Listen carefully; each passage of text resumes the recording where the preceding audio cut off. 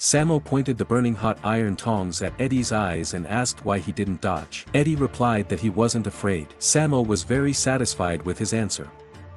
Then a pot of boiling water was poured over Eddie's hand. Even though his fingers were burning red, he didn't let go. He then picked up a teacup and drank the boiling water in one gulp.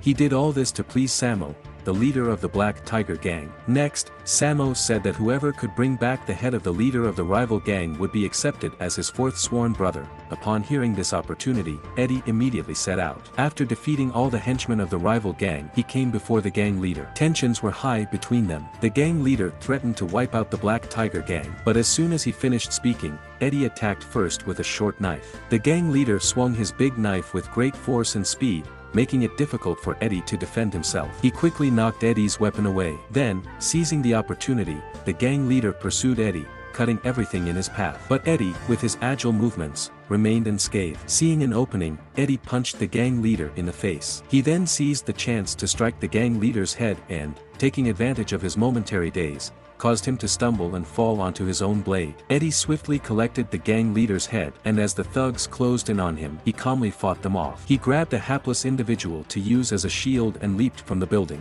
However, he couldn't escape the encirclement. Faced with this group of armed menacing opponents, he hung the leader's head from his waist and then launched into battle, taking down one opponent after another. Despite Eddie's skill, the enemy's numbers overwhelmed him and he was eventually knocked down. In a critical moment, a member of the Black Tiger Gang ignited firecrackers, creating chaos and allowing Eddie to be rescued from the melee. Back with the Black Tiger Gang, Eddie was barely conscious, but he still held on to the head of the rival gang leader. Seeing this, Sammo admired him greatly. Sammo decided to treat and welcome Eddie as his fourth sworn brother after saving him, and he admonished his men, saying they were living too comfortably, none of them able to accomplish what Eddie did.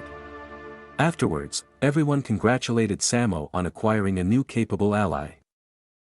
Eddie thus successfully rose in rank to become Sammo's sworn brother, a decision Sammo would come to regret deeply. During the turbulent years of the Qing Dynasty, internal troubles and external threats led to the rapid decline of the court, with the port of Guangzhou at the mouth of the Pearl River being long controlled by the Black Tiger Gang. In addition to this, they also controlled businesses such as gambling dens, opium dens, and brothels. Under their violent rule, the people suffered immensely, being treated as cheap labor and at risk of being sold abroad as slaves at any moment. Anyone daring to resist would meet a tragic end of ruined homes and lives. Eddie saw all this and, in order to free the people from their suffering, planned with his comrades to infiltrate the inner circle of the Black Tiger Gang, gradually undermining it through inside and outside cooperation. Besides Eddie, Sammo had 3 other sworn brothers, each entrusted with one of the 2 keys to the gang's treasury. Opening the treasury required both keys to be used simultaneously. Eddie's plan was to obtain both keys, open the treasury,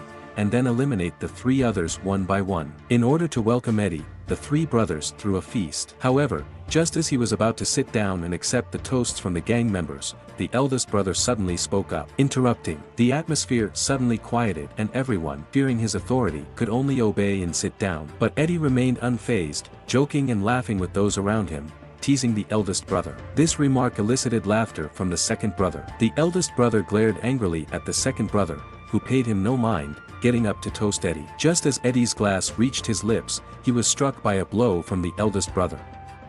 The eldest brother then sarcastically taunted Eddie, while the second brother remarked that the eldest brother only knew how to flap his gums. With these words, the eldest brother got up, ready to fight the second brother to the death, while the third brother remained silent, watching the spectacle unfold. This conflict only resolved when Sammo personally intervened. Through this incident, Eddie realized that despite the outward unity of the Black Tiger Gang, there were underlying tensions. After some investigation, he learned that the person in charge of the keys was the third brother. He secretly passed this information to his comrades, who, upon receiving it, immediately mobilized their orphan gang. The next morning, they began their operation. They first followed the third brother until he reached a deserted alley, where they surrounded him with a group of street urchins. Then, one of Eddie's comrades provocatively threw an axe, enraging the third brother, who ordered his men to give chase. However, at that moment, the street urchins snatched his money pouch and tossed it forcefully into Chun's basket.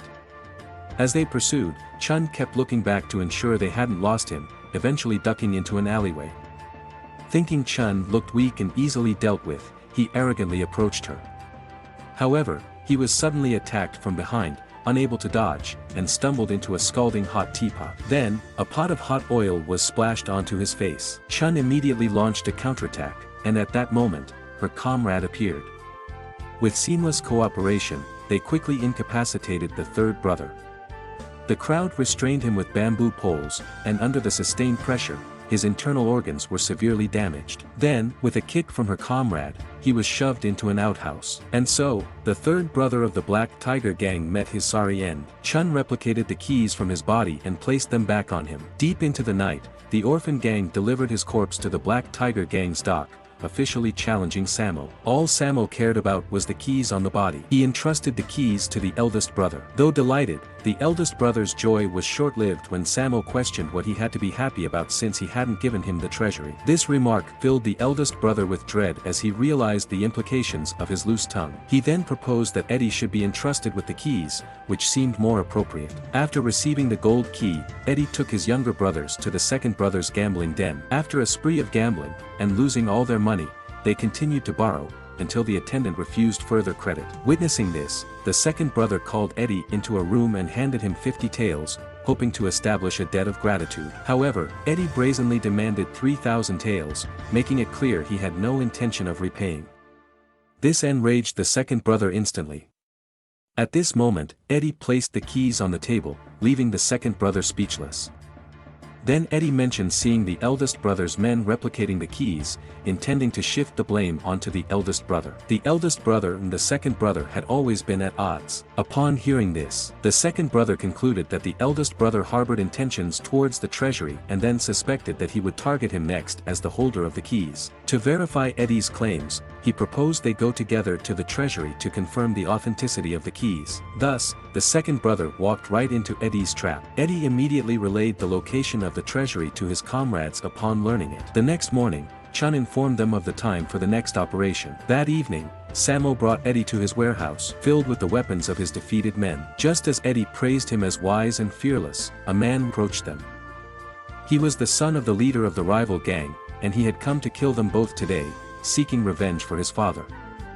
His men also arrived, and a fierce battle was about to erupt. Sammo swiftly kicked down two opponents, then leaped into the fray, engaging in combat with the crowd. Meanwhile, the man focused on attacking Eddie, wielding his powerful blade relentlessly. Eddie dodged his fierce strikes, then grabbed a long knife to counterattack. Neither could break the other's defenses, and the outcome remained uncertain. On the other side, Sammo easily dealt with his opponents, defeating them all within moments. Seeing Eddie locked in combat with the man, he felt concern. Eddie suddenly exerted force, knocking him out of the warehouse, then kicked him to the ground. Eddie gestured for him to leave as he was severely injured, but the man came with a determination to die, refusing to give up. He raised his knife, kicking up dust to obscure Eddie's vision, then continued his relentless assault. Eddie quickly found himself at a disadvantage, but just as the situation became dire, Sammo suddenly appeared, blocking a strike for him. As the man charged forward, Sammo immediately threw a bag of weeds, allowing Eddie to seize the opportunity and subdue him. Unable to bring himself to kill, Eddie hesitated, but Sammo swiftly kicked the knife into the man's abdomen. Meanwhile, Eddie's comrades set fire to the opium den. Seeing the blaze, Eddie understood that the operation had begun. He volunteered to help, while the second brother, upon learning of the fire, immediately began to pursue those responsible. However, he was led by Chun to a small dark room, where he realized too late that Eddie and the orphan gang had been waiting for him all along, falling into their trap. The second brother also met his demise. With the keys in hand, Chun led the group to open the treasury, distributing all the Black Tiger gang silver to the poor. Everything was going smoothly until Eddie's comrade, in order to cover for the others, was surrounded by Black Tiger gang members in an alley. Despite his skill, the enemy outnumbered him, and he was quickly overpowered and taken back to the Black Tiger gang. When Eddie returned and saw his comrade badly injured and suspended from the rafters, he was stunned. Even under Sammo's torture, he did not betray his comrades. Seeing him remain steadfast, Sammo flew into a rage. He demanded Eddie cut out his tongue. Eddie looked at the scissors, unsure of what to do. At that moment, the body of the second brother was brought in. Sammo hastily had his men check if the keys were still on him, only to find bruises on his body matching the shape of the eldest brother's cane head. It turned out that on that day, Eddie copied the marks left by cane attack, then placed them on the body of the second brother to frame him. Now, the eldest brother was speechless, brandishing his knife and threatening his comrades to reveal who their accomplices were. In order to protect Eddie, his comrade pretended to give some information to the eldest brother before taking his own life. At this point, the eldest brother had completely lost Sammo's trust. The task of accompanying Sammo to deliver goods fell to Eddie's hands, and this place became their base for trafficking in human lives. Eddie rallied the orphan gang and decided to completely eradicate the Black Tiger gang. Then Chun led the group to the Yamen to expose Sammo's crimes. Seeing this, Sammo flew into a rage, vowing to kill Eddie to settle the score. The Black Tiger gang's henchmen started attacking people on the streets in an attempt to find Eddie. Meanwhile, Eddie and his comrades arrived at the stronghold and released all the people held captive inside, granting them their freedom. These liberated individuals followed Eddie to the Black Tiger gang's lair, seeking justice. Eddie, not wanting to involve innocent people, proposed to settle things with Sammo in a one-on-one duel. Sammo readily agreed. Then, the two of them entered the warehouse and began a life-and-death duel. Eddie, to ensure there would be no turning back, set fire to the warehouse. This way, even if he couldn't defeat Sammo, he would leave him with nothing. However, Sammo dismissed this action,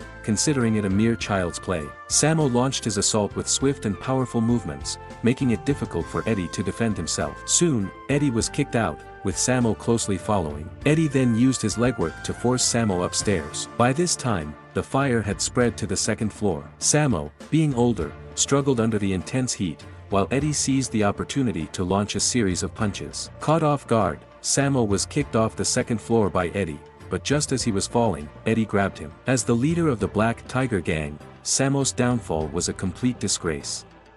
In a final attempt to salvage his pride, he broke Eddie's grip, choosing to fall into the flames. With Sammo's death, the Black Tiger gang was completely dismantled, and the local people were finally free from oppression. As for Eddie, he went on to establish the Pachi land, marking the beginning of a legendary tale, the story of Wong Fei-Hung.